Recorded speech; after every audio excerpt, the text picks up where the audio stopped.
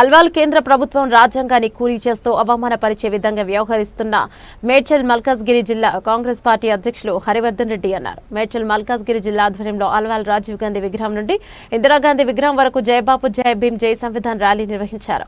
ర్యాలీలో ఏఐసీసీ కార్యదర్శి విష్ణునాథ్, మేడ్చల్ మల్కాజ్గిరి జిల్లా నాయకులు హరివర్ధన్ రెడ్డి, మైనంపల్లి హనుమంతరావు, బండి రమేష్, పరమేశ్వర్ రెడ్డిలు పాల్గొన్నారు. రాజ్యాంగాన్ని పరిరక్షించాలని కోరుతూ కాంగ్రెస్ నాయకులు ర్యాలీ నిర్వహించారు. ప్రభుత్వం చేస్తున్న అభివృద్ధి సంక్షేమ కార్యక్రమాలను గుర్తించకుండా బీఆర్ఎస్ నాయకులు ప్రజలను తప్పుదోవ పట్టించే ప్రయత్నం చేస్తున్నారని ఆగ్రహాన్ని వ్యక్తం చేశారు. 6 గ్యారెంటీలను దశల వారీగా అమలు చేస్తూ తెలంగాణ ప్రజలకు సుపరిపాలన అందిస్తున్నట్లు వెల్లడించారు.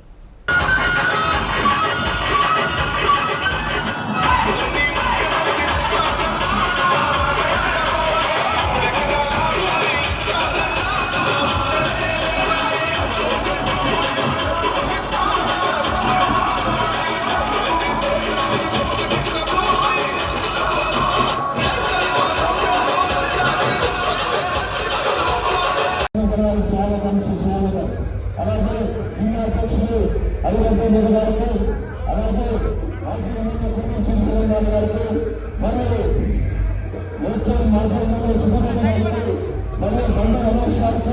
మరి ఈరోజు చూసినాం మనం కాంగ్రెస్ పార్టీ మరి ఎన్నో కార్యక్రమాలు చేపట్టడం జరిగింది.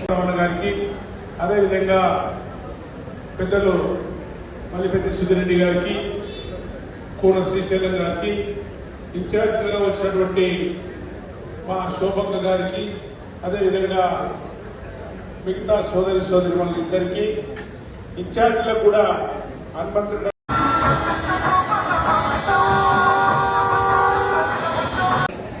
మరి సన్నమీయం కార్యక్రమే కానీ ఇవన్నీ కూడా ఏదైతే జై బాబు నన్ను తప్పులో పడేయకుండా నేను ఎక్కువ సమయం తీసుకోను.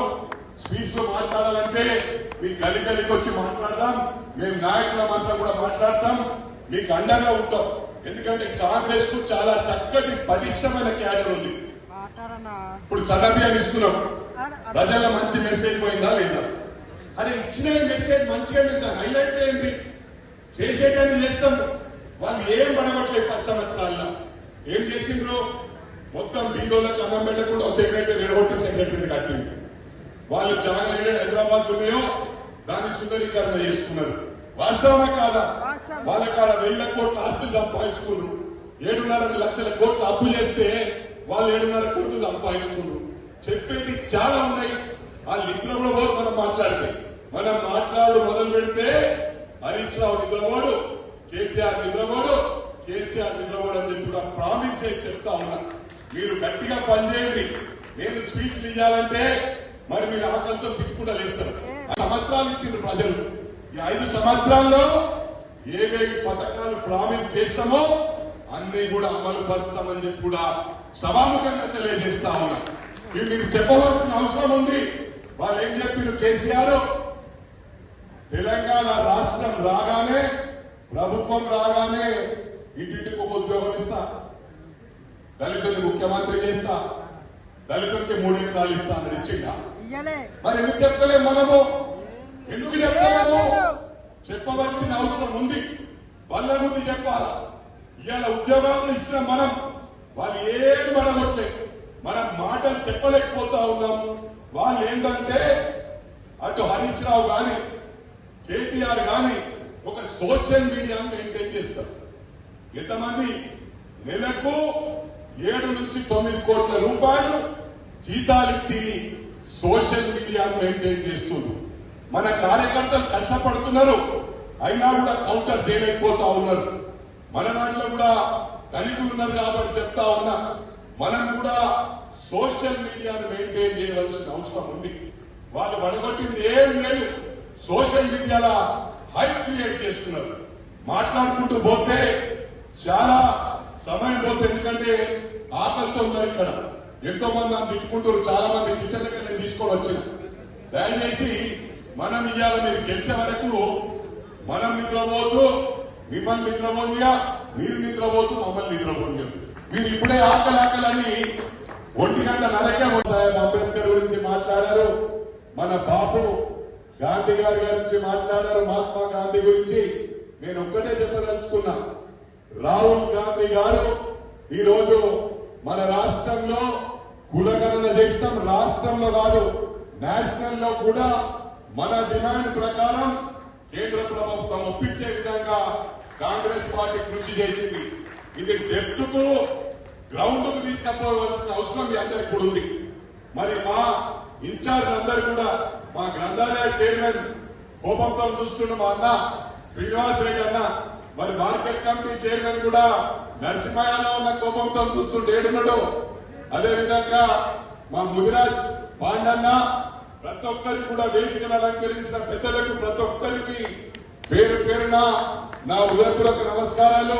పత్రికా సోదరులకు, ఎలక్ట్రానిక్ మీడియా సోదరులకు, మా తమ్ముడు ఏదేమైనప్పటికీ కూడా సాయి కౌంటర్ ఇవ్వాలంటే ఇమీడియట్ గా ఫస్ట్ ఉంటాడు కౌంటర్ ఇవ్వడానికి. నేను ఎవరైతే పార్టీ తరఫున టీఆర్ఎస్ గుండెల్లో రైలు పరిగెత్తిస్తా ఉన్నారో వారందరికీ అండగా ఉంటానని చెప్పి ప్రమాణపూర్వకంగా తెలియజేస్తా ఉన్నా. సమయం ఎక్కువ లేదు, అందుకే చెప్తా ఉన్నా. ఇక్కడ మేము ఇన్ఛార్జ్ గా కూర్చున్నాం. మాకు ఎన్నికల్లో చాలా చక్కగా పనిచేసిండ్రు. పటిష్టమైన క్యాడర్ కాంగ్రెస్ పార్టీకి ఉంది. కానీ బాధాకరం ఏంటంటే మొన్న ఒక గాలి నడిచింది. గ్రేటర్ హైదరాబాద్ ఎట్లుంటుందంటే, అదే ఈ పార్టీ గెలిచినట్టుందంటే అదే గుర్తుతారు. వాళ్ళు ఆలోచించారు ఎవరు రైటా రాంగ్ అని. గాలి టీఆర్ఎస్ దిక్కుందనుకొని హైదరాబాద్ లో గాలి బీఆర్ఎస్ తరఫున పోయింది. దానికి బాధపడే అవసరం లేదని చెప్పి కూడా కార్యకర్తలకు విజ్ఞప్తి చేస్తా ఉన్నా. రేపు మీరు కార్పొరేటర్లు, కౌన్సిలర్లు, ఎంపీటీసీలో, జెడ్పీటీసీలో సర్పంచులు అయ్యే వరకు మేము నిద్రపోం. మా అన్నను ఏ విధంగా వాడుకుంటారో వాడుకోండి. మల్కాజ్గిరి నియోజకవర్గంలో మేడ్చల్ మల్కాజ్గిరి జిల్లా ఆధ్వర్యంలో మైనంపల్లి గారి ఆధ్వర్యంలో జరిగినటువంటి జై భీమ్, జై బాపు, జై భీమ్, జై సంవిధాన్ కార్యక్రమాన్ని చాలా పెద్ద ఎత్తున నిర్వహించడం జరిగింది.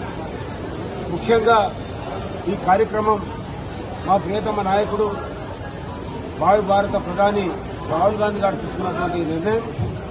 మరి ముఖ్యంగా ఈ కార్యక్రమం తీసుకోవడానికి కారణం ఏంటంటే, రాజ్యాంగాన్ని ఈరోజు ఉన్నటువంటి బీజేపీ రాజ్యాంగాన్ని పట్టించుకోకుండా రాజ్యాంగాన్ని మార్చే విధంగా ప్రయత్నం చేస్తున్నందుకు ఈ కార్యక్రమం తీసుకోవడం జరిగింది. మరి ఈ యొక్క కార్యక్రమం బీసీ కులగణన జరిగిందంటే భారతదేశ వ్యాప్తంగా బస్తీలో, గల్లీలో ఈరోజు జై బాపు, జై భీమ్, జై సంవిధాన్ కార్యక్రమాలు చేపడతా ఉంటే బీజేపీ వాళ్ళ గుండెల్లో రైలు పరిగెత్తి ఎప్పుడైతే బీసీ కులగణన తెలంగాణ చేసి అసెంబ్లీలో పాస్ చేసినాక మరి వాళ్ళు విమర్శ చేయడం జరిగింది. మరి తద్వారా ఇది బీసీలందరూ కూడా బీజేపీని భారతదేశ వ్యాప్తంగా దూరం పెడతారనే భయంతో మరి రాహుల్ గాంధీ గారు తీసుకున్నటువంటి నిర్ణయాన్ని ఈరోజు స్వాగతించిన వాళ్ళు. అంటే ఈ ఒక్కటి జరిగిందంటే బీసీ కులగణన కానీ, అదే ఎస్సీ యొక్క వర్గీకరణ కానీ జరిగిందంటే దానికి మా యొక్క రాహుల్ గాంధీ గారు మన తెలంగాణలో మన ముఖ్యమంత్రి మొట్టమొదటగా భారతదేశంలో ఎవరు తీసుకున్నటువంటి నిర్ణయాన్ని బీసీ కులగణన చేయడం ఒక చారిత్రాత్మక నిర్ణయం. దీన్ని భారతదేశ వ్యాప్తంగా అందరూ కూడా స్వాగతిస్తా ఉన్నారు. మరి దానికి అనుగుణంగా ఈరోజు బడుగు బలహీన వర్గాలకు అండగా ఉండేటువంటి పార్టీ కాంగ్రెస్ పార్టీ. అందుకే ఈ యొక్క కార్యక్రమాలు చేపడుతూ ప్రజలను చైతన్యం చేసి ఏ విధంగా అయితే మనము స్వాతంత్రాన్ని పోరాటాల ద్వారా నిర్మాణం చేసుకుని మరి స్వాతంత్ర పోరాటంలో మనం విజయం సాధించినామో, ఈ రోజు కూడా కాంగ్రెస్ పార్టీ పోరాటాల ద్వారానే ఈ బీసీ కులాలు కానీ, ఎస్సీ వర్గీకరణ కానీ జరుగుతున్నాయనడానికి మా యొక్క నాయకుడు రాహుల్ గాంధీ, మా యొక్క రాష్ట్రంలో మా ముఖ్యమంత్రి గారు తీసుకున్నటువంటి నిర్ణయాలకు అనుగుణంగా జరిగింది. కాబట్టి మరి తప్పకుండా ఇదే కార్యక్రమాలు తెలంగాణ వ్యాప్తంగా తీసుకెళ్లి మేము ఇచ్చినటువంటి అన్ని కార్యక్రమాలను పూర్తి చేసి, అన్ని గ్యారంటీలను పూర్తి చేసి ప్రజల మన్ననలను పొందే విధంగా మేము ముందుకుంటామని